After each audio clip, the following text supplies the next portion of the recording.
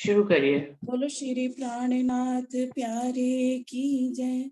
बोलो श्री सतगुरु महाराज की जय। कोई नहीं मिसाल मेरे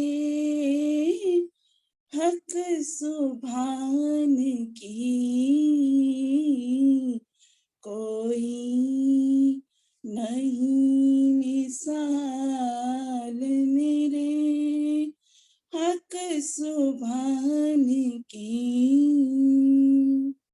नाकाम हो गई है जुबान लामकान की।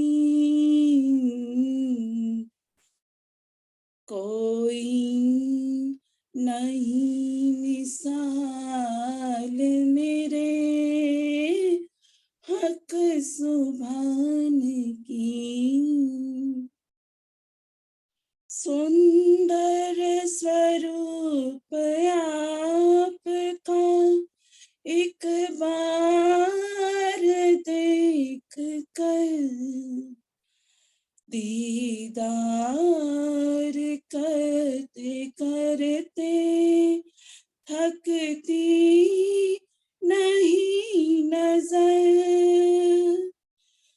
सुंदर स्वरूप आपका एक बार देख कर दीदार करते करते थकती नहीं नजर। नजरें भी प्यार दे रही मेरे मेहरबान की। कोई नहीं मिसाल मेरे हक सुभान की। कोई नहीं मिसाल। वाकिफ नहीं ज़माना अर्शे अजीम से हो। वाकिफ नहीं ज़माना अर्शे अजीम से। हक ने दिखा दिया है रूह को करीब से। ये रहमतें हुजूर की किसने बयान की। कोई नहीं मिसाल मेरे हक सुभान की। नाकाम हो गई है जुबान लामकान की। कोई नहीं मिसाल। सजते हैं राज श्याम जी गुंचाए रूहों में हो। सजते हैं राज श्याम जी गुंचाए रूहों में। करते हैं गुज इशारते चित खेच रूहों के। नजदीकिया ये प्यार भरी बेशुमार दी। कोई नहीं मिसाल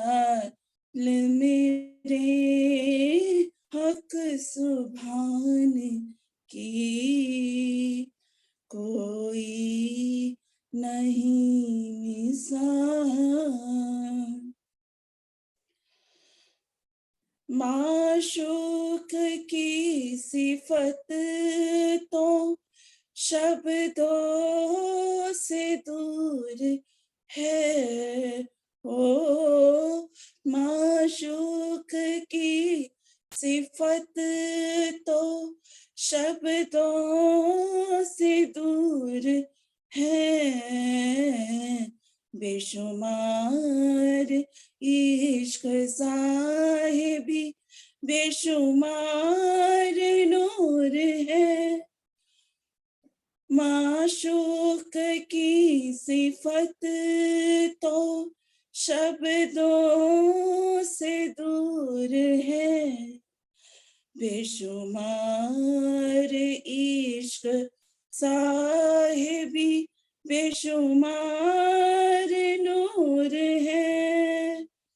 प्यारी सी गुफ्तगू है मेरे हक सुभान की। कोई नहीं मिसाल मेरे हक सुभान की।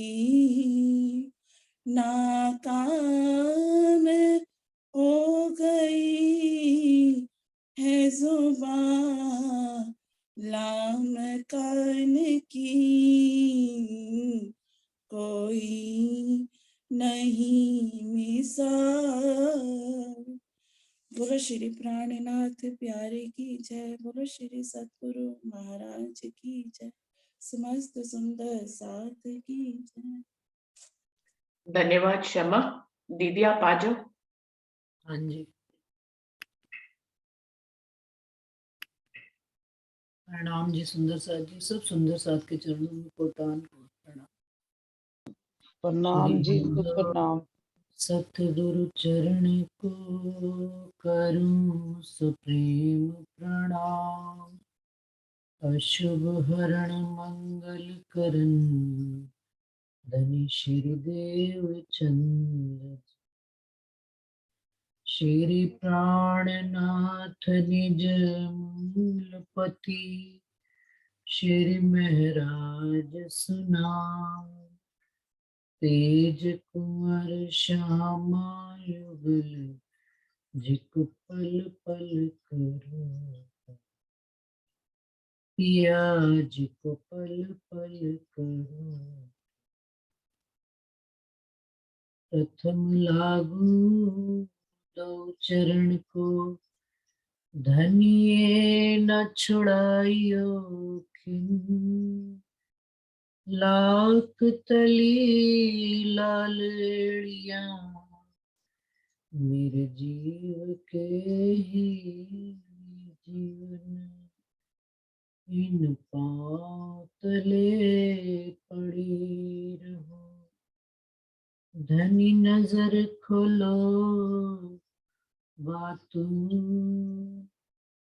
पलना वालू निरखू नेत्रे मेरे जीव के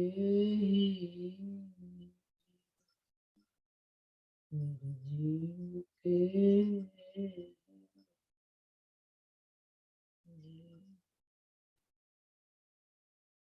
प्रणाम जी सुंदर साथ जी, सबको प्रणाम जी। सुंदर साथ जी प्रकरण चल रहा था, प्रकरण 4 आत्म फरामोशी से जागे को प्रकरण। चौपाई चल गई थी 19 चौपाई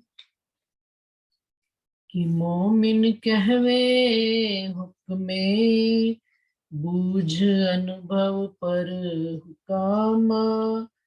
हुक्म कहवे सो भी हुक्मे कछु ना बिना हुक्म खसाम। आत्म फरामोशी से जागे के प्रकरण में इंद्रावती जी जो बता रहे हैं कि उनके दिल में ये बात आती है धनी के हुक्म से, मेहर से, कि रूह जो है फरामोशी से आत्म का जागने का केवल एक ही कारण हो सकता है कि उसको कैसे जगाया जाए फरामोशी से इस आत्म को जो माया में लिप्त है, कि धनी का स्वरूप ही उसके दिल में चुभना शुरू हो जाए और एक एक अंग धनी का रूप के दिल में खड़ा होना शुरू हो जाए। तो पहले उन्होंने जो 15 चौपाई में बात करी है कि वो ये 18 चौपाई में कह रहे हैं कि जो भी हक की सूरत इस संसार में वर्णन करी है किसी ने भी, तो यहाँ की अकल और बुद्धि के माध्यम से करिए। जितना जितना धनी मत्ता देते चले जा रहे हैं उतना उतना रूप बयान करती चली जा रही है। लेकिन उनमें भी धनी की 4 चीजें, मेहर, जोश, हुक्म, इलम, जो दिल के अंग कहे गए हैं, उन अंगों के माध्यम से धनी की मेहर होती है तो रूप बयान करना शुरू करती है और देखना प्रारंभ करती है धनी के अंगों को, और एक एक करके धनी के अंगों में रूह डूबना प्रारंभ हो जाती है। और ये भी उन्होंने बताया कि रूह उतनी ही फरामोश है जितना हिस्सा नींद का उसके अंदर चल रहा है, और वो धनी के जिन जिन अंगों को देखती चली जा रही है उसके रूह के अपने अंग वही वही खड़े होते चले जा रहे हैं। इसका भी वर्णन आगे आएगा। और नींद भी जो है वो कहते हैं भाई आड़ी नींद हुक्म, कि आत्म तो फरामोश में, आत्म तो फरामोशी में ही है, पर आत्म देखा जाए तो जागृत अवस्था में, लेकिन आत्म इस संसार में आकर जीव और शरीर का संग करके फरामोशी में आ गई है। अब उसको भी जगाने का काम कौन कर रहा है? और धनी का हुक्म ही जब आके खड़ा हो गया कि रूह को जगाना है, तो रूह देखिए कैसे खड़ी हो जाती है। और एक बात सुंदर सा जी यहाँ पर उन्होंने कहा कि मोमिन कहवे हुक्म में बूझ अनुभव के हुक्म, कि मोमिन धनी के हुक्म से ही कहते हैं, और जो उनको बूझ उनको समझ में आती है और जो अनुभव भी हो रहे हैं जिंदगी में, आत्म को इंद्रावती जी कह रहे हैं, वो भी धनी का हुक्म ही सब करा रहा है। धनी के हुक्म के तले ही रूह चलती चली आ रही है।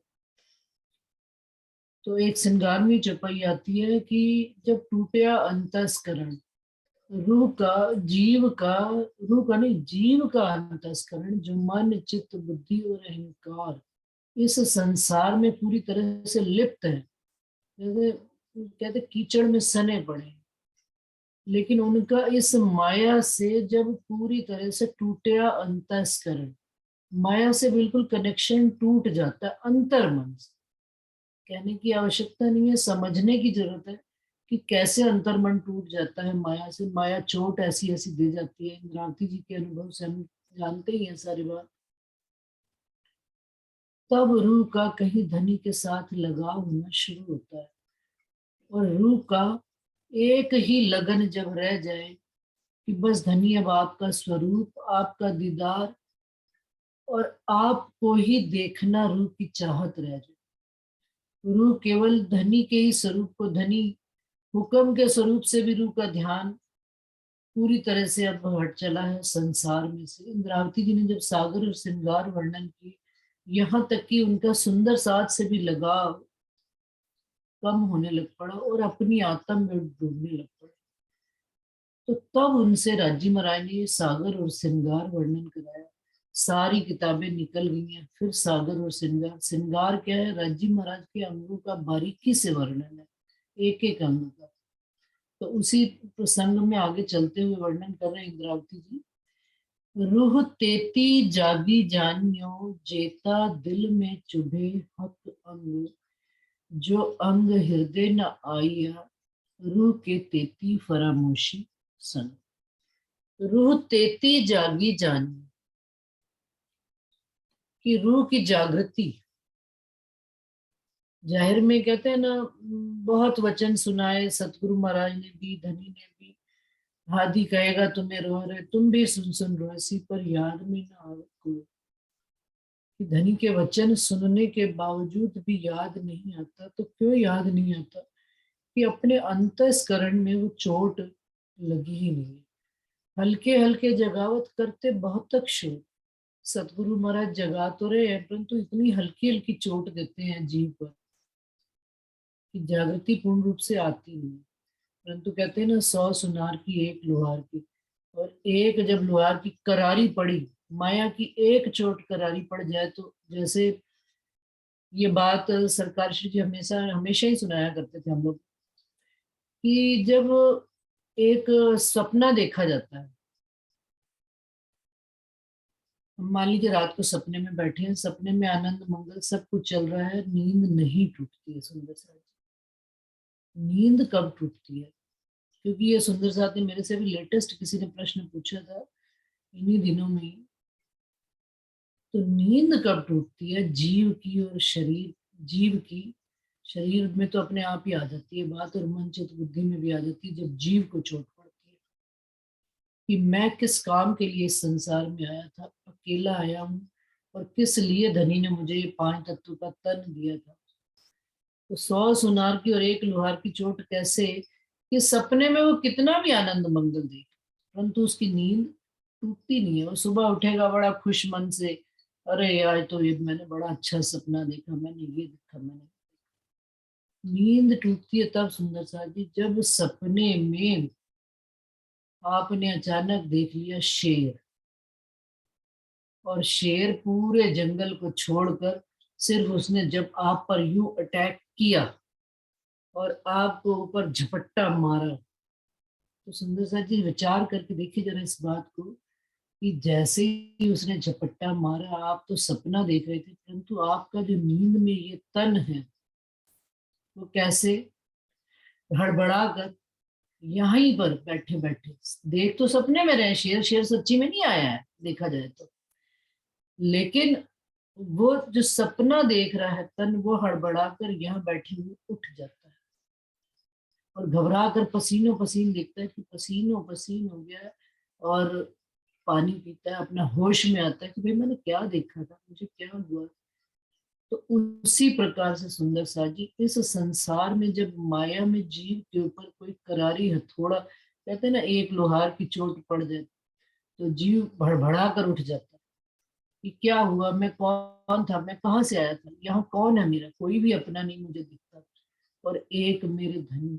और जब उस जाग में जीव अलर्ट होकर चौकस होकर, क्योंकि चौपाई ही है, चौकस कर चित दीजिए आत्म को है धन। तो जब जीव चौकस करके अपने आत्म को, आत्म से आया हुआ धन जीव के अंदर उतरने लगता है तब प्रारंभ होती है जागृति।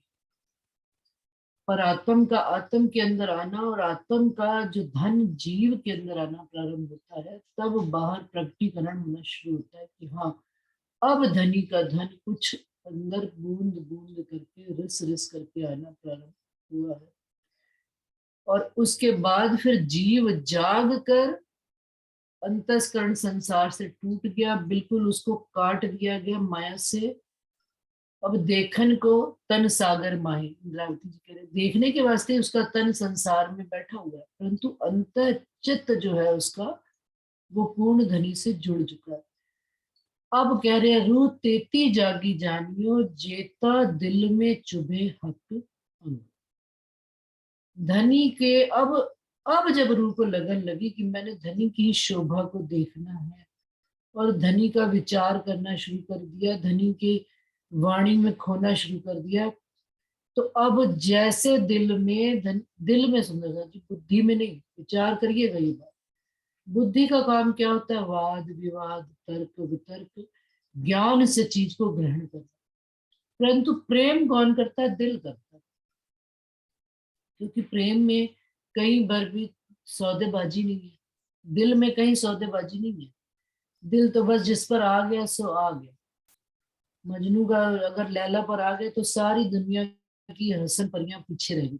तो अब जब दिल के अंदर ये बात आई कि अब धनी से ही जुड़ना है और धनी का ही विचार करना है, मेरे धनी का स्वरूप कैसा है, उनके अंगों की शोभा कैसी है।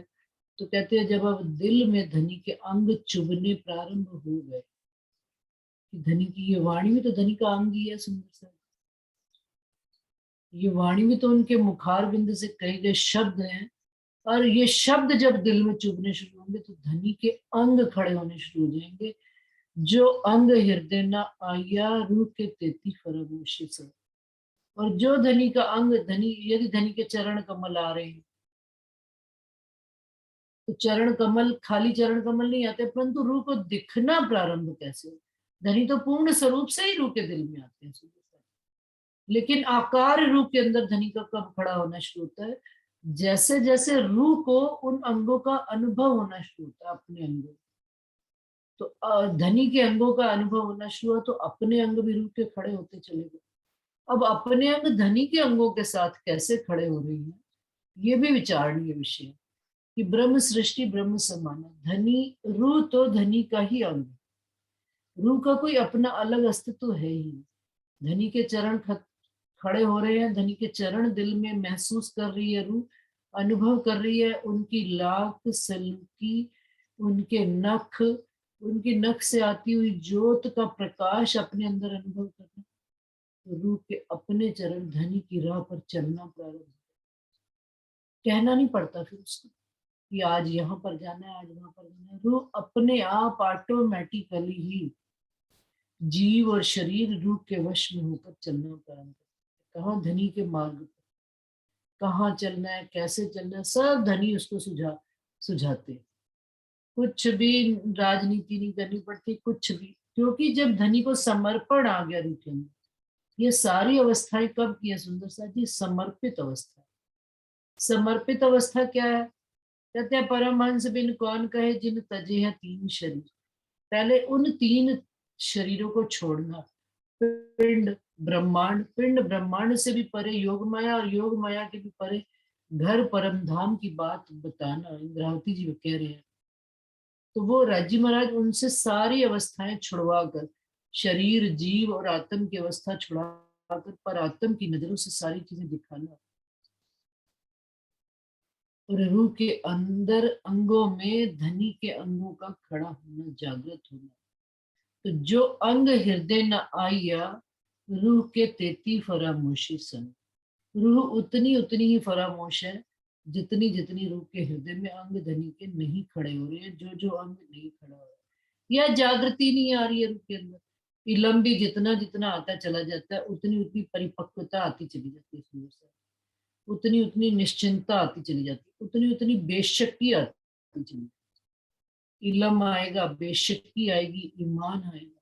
तो धनी का इश्क तो कहीं दूर है ही, वो तो अपने अंदर ही है, लेकिन कहते हैं मृग, वो कस्तूरी मृग अंदर बसे, धनी की खुशबू तो अंदर ही बसी है। सिर्फ करना क्या है, हमने उस जो पर्दे पड़े हुए हैं उस दिल में, माया के पर्दे, वो धनी ने जब एक एक करके काटने शुरू कर दिए और धनी हमारे सामने सन्मुख होते चले जा रहे हैं, तो जितना जितना धनी का दीदार होता चला जा रहा है, जैसे जैसे जैसे सुंदर साथ जी बड़ा एक सिंपल सा एग्जाम्पल है कि बाथरूम में जब हम नहाने जाते हैं, तो जैसे आजकल जनरल बात है गीजर चलते ही चलता है, तो गीजर से क्या होता है, फॉग आ जाता है।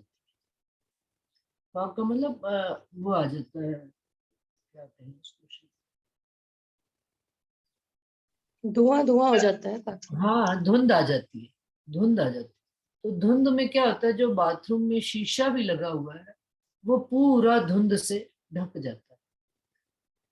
अब आपने उस हाथ से उस धुंध को, शीशे को साफ करना शुरू किया, तो जितना जितना आप साफ करते चले जाते हो, आपका अपना स्वरूप पूर्ण रूप से दिखना प्रारंभ हो जाता है।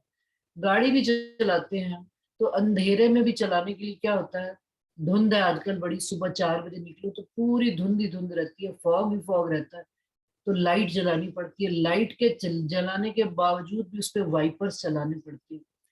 तो कहने का तात्पर्य ये है कि सुंदर सा जी धनी तो दिल में आकर बैठे हैं, उन्होंने तो कोई ठिकाना बनाया ही नहीं, उन्होंने तो पूरे ब्रह्मांड को छोड़कर रूह के दिल में अपना ठिकाना बनाया। तो उस ठिकाने में भी हम अपने धनी को नहीं देख पा रहे बैठे होने के बावजूद भी। तो क्यों? क्योंकि ये जो माया की धुंध है, जैसे जैसे रूह जितना जितना जिस जिस जगह से साफ करती चली जाती, धनी का दीदार होना रूह को शुरू होता चला जाता है, और जितना जितना दीदार उतनी उतनी दृढ़ता रूह की चाल में, और बस वैसा वैसा ही उसका बोल चाल, दृष्टि, सुनने की, नासिका, खुशबू लेने की, सब धनी के अंगों का, जैसे जैसे धनी के अंग खड़े होते चले जाएंगे, रूह का भी वैसे वैसे अंग खड़े होते चले जाएंगे। ताथे जो रूह अर्श अजीम की, सो क्यों ना करे उपाय, ले हक स्वरूप हृदय मिने, और देवे सब उड़ाए। इस वास्ते जो परम धाम की रूहें हैं, हमने पूरा मार्ग यहाँ पर जो परम धाम से आए हैं, वो एक चक्र जो है परात्म से आत्म इस संसार में जीव शरीर में आई है। अब हमने वापस जब जाना है तो शरीर को छोड़कर, जीव को छोड़कर, आत्म का संग करके वापस उस परात्म में अपने मूल तन में जागृत होना है। तो कैसे जागृत होंगे? ताथे जोरु अर्श अजीम की सो क्यों ना करे उपाय। उपाय फिर वो रूह करेगी ही करेगी अपना जागृति का। अभी एक सुंदर साथ जी ने प्रश्न पूछा था कि मेरे दिल में संशय है कि भाई संसार में राजी महाराज ने रूह की हंसी भी करनी है और हुक्म के सिर दोष से बैठ न रहे मुंह में, उधर से कहते हैं, और एक तरफ कहते हैं कि हुक्म हंसी भी जरूर करेगा। तो ये दो बातें कॉन्फ्लिक्ट पैदा करती। कोई कॉन्फ्लिक्ट सुंदर साथ जी पैदा नहीं करती कि जब तक ये बात है कि हुक्म के सिर दोष दे। अब हम बैठे तो नहीं रहेंगे ना। इस बात धनी ने अपनी वाणी दे दी, अपनी पहचान दे दी, अपने स्वरूप की खबर दे दी। हम इस इंतजार में बैठे हैं हुक्म होएगा धनी तब मैं आपके स्वरूप का विचार करूंगी, देखूंगी। समय निकलता चला जा रहा है, देखते देखते आयु बढ़ती चली जा रही है, घबराहट होने लग पड़ी। इस समय खत्म होता जा रहा है और हम धनी की राह में कुछ कर नहीं पा रहे। क्या भजन आता है ना, कहीं ऐसा ना हो जाए कि ये वक्त भी यूं ही गुजर जाए। जवानी तो सारी संसार में लगाई दी, माया में लगा दी, बच्चे पालने पोसने, घर गृहस्थी, संसार। अब जब ये जो थोड़ा समय मिला है उसमें भी यदि हम धनी का अभी भी शुद्ध आने में देर हो रही है तो घबराहट होती है कि जीव कब करेगा, क्योंकि आयु तो इसकी एक सीमा तक ही है। तो सो क्यों ना हुक्म के सिर बैठ दोष, हुक्म के सिर बैठ न रहे मोमिन। क्यों कि हुक्म के सिर बैठे नहीं रहेंगे। ठीक है धनी, जब आप दर्शन दोगे, आप दीदार दोगे, ये आपकी मौज। आप अपने स्वरूप की एक एक अंग का दर्शन दीदार दोगे, ये आपकी मौज है। लेकिन तब तक मैं धनी बैठी तो नहीं रह सकती खाली। तो सो क्यों ना करे उपाय। वो रूह अपने जीव को और शरीर को धनी की राह में लगा दे। उनकी राह में जिन दिस मेरा पीयू बसे। जिन दिस से मतलब दिशा में नहीं है, जिन दिस मेरा पीयू बसे क्या मतलब कि जिस भांति से भी मुझे मेरे धनी मिलते हैं, यदि मुझे मान लीजिए उनके स्वरूप को याद करने, ठीक है सुंदर साहब कहते याद करने से नहीं, ठीक है, लेकिन यदि अगर मैं दिन में 10 बार उनके स्वरूप का ध्यान भी कर लेती हूँ, उन्होंने इजार ऐसी पहनी है, उन्होंने जामा पहना है, पटुका बांधा है, पीछे पिछौरी पहनी है, मस्तक पर उन्होंने तिलक ऐसा लगाया है, तो क्यों ना वो सो क्यों ना करे उपाय। ये उपाय है सुंदर साहब। सुंदर साहब कहते हैं हमें मार्फत में पहुंच गए, हम सेवा पूजा नहीं कर। मार्फत में पहुंचने के बाद जो मार्फत में पहुंच गया सुंदर साथ जी, वो तो सेवा पूजा से दूर जा ही नहीं सकता। क्यों नहीं जा सकता? क्योंकि मार्फत में जाने के बाद ही तो समझ में आती है कि धनी की सेवा कैसे करनी, धनी को रिझाना कैसे, धनी के स्वरूप के करीब कैसे होना। चलो आज तो भोग ही लगा, थाल भोगी, आज मैं रोटी खाने लगी तो मैंने धनी को भोग ही नहीं लगाया। तो ये कैसी हमारी मार्फत की अवस्था है कि हम धनी के सामने थाली भी नहीं रख रहे हैं। तो मार्फत में मेरा व्यक्तिगत मेरी आत्मा का ये मानना है कि जैसे जैसे रूह गहराई में उतरती है, मार्फत का मतलब तो यही है कि धनी के बिल्कुल करीब हो जाना। तो जितने जितने करीब होते जाएंगे तो धनी के अष्टप्रहर की लीलाओं को जाहिर में भी करना प्रारंभ कर। धनी के अष्टप्रहर की लीला ही तो है सेवा पूजा, प्रातः काल से लेकर रात्रि तक उनको सुलाना, आराम कराना, विश्राम कराना। इस भांति से क्या है, हम धनी के अंगों के बारे में जान पाते हैं।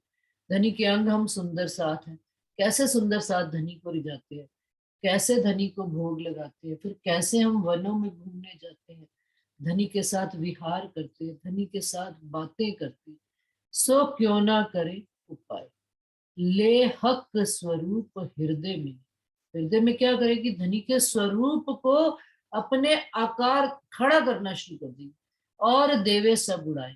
क्यों? क्योंकि अब रूह के दिल में क्या गया कि धनी के स्वरूप में ही जुड़े रहना है, धनी के साथ ही जुड़े रहना है, और फिर बाकी सब चीजें और देवे सब उड़ाए और सब करे तरक। मोमिन 14 तबक को अभी पीछे ही चुपाई पड़ी, और सब करे तरक एक हक के बिना। तो धनी के स्वरूप जब ये अवस्था सुंदर साथ जी आ जाए, तब हमें ये मानना चाहिए कि अब धनी आपके और मेरे बीच में दूरी ज्यादा नहीं है, अब दिल्ली दूर नहीं, अब धनी बस आप और मैं ही, दिल में जब आप ही आप रह जाओ और आपके प्रति ही आशिकी रह जाए कि अब आपको ही जानना है, आपको ही समझना है, जानना और समझना है कि अब आपके स्वरूप में ही खो जाना है। नदी सागर में डूबने की तैयारी कर और सागर में मिलकर सागरमयी हो जाए। क्या सागरमयी हो जाने का मतलब यही नहीं है कि हम धनी ही हो जाए, धनी बनने की तो किसकी रूह की इच्छा होगी, रूह की तो चाहत केवल ये है कि धनी मैं आपके अंगों में ऐसी खो जाऊं, ऐसी लिपट जाऊं कि बस आपको ही निहारती रहूं और ये शरीर खत्म हो जाए, संसार खत्म हो जाए। इश्क बिना रूह के दिल चुभे न सूरत हम।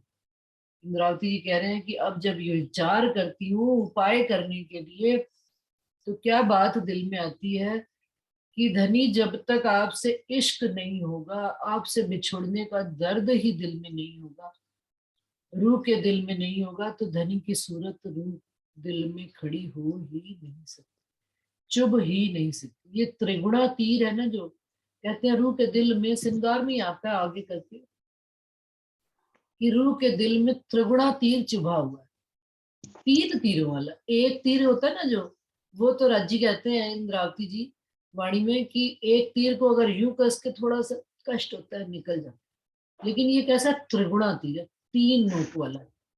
अब तीन नोक वाले को यदि निकालना चाहे ना, वो और फंसता चला। अब ये तीन नोक कौन सी है? धनी की एक निस्बत का तीर चुभा हुआ है कि धनी हम आपके कैसे निस्बती हैं, कैसे आपके आप कि आपका स्वरूप, हम जिसके अंग है हमें उनके स्वरूप का ही दीदार नहीं है। कितने साल हो गए, जीवन गुजर गया, हुक्म के स्वरूप के दर्शन कर रही है देवचंद जी ने, इंद्रावती जी ने। इंद्रावती जी ने तो हवसा में भी दीदार किया परम धाम। एकांत, एकांत इसीलिए दिया जाता है सुंदर सा जी, जो अंतस्करण तोड़ कर माया से धनी अपने साथ जोड़ते हैं, ये इस एकांत के वास्ते कि रूह का जो असल खजाना है, जो इश्क का खजाना है, रूह उससे दूर हो चुकी। तो दुख, रूह के दिल में जब वो दर्द और विरह पैदा होता है, तो रूह फिर किसको देखना चाहती है? इश्क बिना रूह के दिल चुभे न सूरत है। धनी की जो सूरत है वो चुभती नहीं है, जब तक धनी के प्रति लाड प्यार, इलम भी है, इलम धनी का अंग है, अगर ये इलम विरह नहीं पैदा करता सुंदर तो बेकार है। ये इलम यदि अहंकार पैदा करता है, ये इलम अपनी साहिबी के लिए जागृत होता है, नहीं, ऐसा इलम नहीं चाहिए हमें। तो धनी वो इलम चाहिए जो आपके करीबी लाए, आपकी एक एक शोभा को मेरे दिल में बसा दे। ऐसा भी इलम किस काम का दुनिया में, इसकी दुनिया भर को तो सुंदर सा जी बताते थे, लेकिन खुद अपने अंदर धनी का स्वरूप नहीं। दुख आता है, क्रोध आता है, अपने आप से रूह भिड़ जाती है, लड़ जाती है कि इस जीव और शरीर का जो बंधन आपने बांधा हुआ है, किस काम का ये बंधन। ऐसा अब तो इतना धनी ने कर दिया, लेकिन फिर भी यदि धनी आपके प्रति वो विरह नहीं जागृत, आपके प्रति वो दर्द नहीं, कि आपका स्वरूप मेरे अंदर नहीं खड़ा हो रहा, तो मुझे नहीं बता। तो वो कहते हैं इश्क बिना रूह के दिल चुभे न सूरत हक, मेहर जोश निस्बत। धनी का मेहर भी हो और धनी का पूर्ण जोश भी है, जोश आए तो जीव को उड़ा के अपना निकल जाए रूह, और निस्बत तो है ही सही, हक हुक्म में चुभे मुतलक। धनी के हुक्म से निश्चित रूप से धनी का स्वरूप इस दिल में चुभना प्रारंभ हो जाए और धनी का इश्क आना शुरू हो जाए। मोहे दिल में हुक्म यो कया, जो दिल में आवे हक मुख, तो खड़ा होए मुख रूह का, हकसों हुए सन्मुख।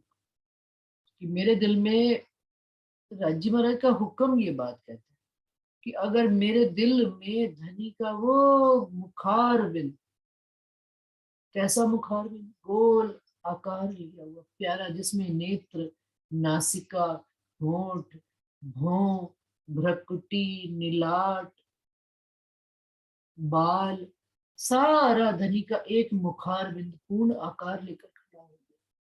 तो इंद्रावती जी कहती है मेरे दिल में ये आता है कि रूह का भी मुख तभी खड़ा हो, हकसो होए सन्मुख। धनी को, धनी के मुखार बिंद की शोभा भी तो मुखा, फिर रूह का अपना भी मुख खड़ा होना शुरू।